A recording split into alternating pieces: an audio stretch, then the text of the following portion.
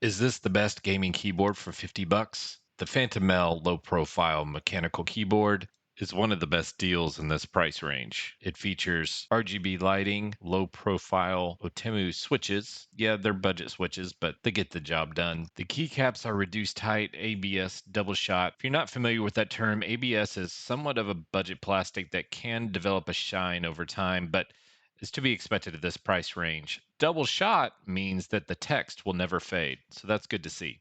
I have the red switch version, which offer a smooth linear feel that's popular for gaming. A nice bonus is that the switches are hot swappable, meaning that you can easily replace them with the included switch puller. One big advantage of hot swappable keyboards is that once you go down the rabbit hole of learning how to lube your switches and stabilizers to get a little bit better sound, it's much easier to do with a keyboard like this. Also included is a USB detachable braided cable, which is a nice bonus at this range. So to answer the question, is this the best keyboard for 50 bucks? There are certainly other good options out there, but it's hard to beat with all of the feature set that this includes. It's a quality bang for your buck keyboard. I've left a link in the description if you'd like to check it out. Thanks for watching.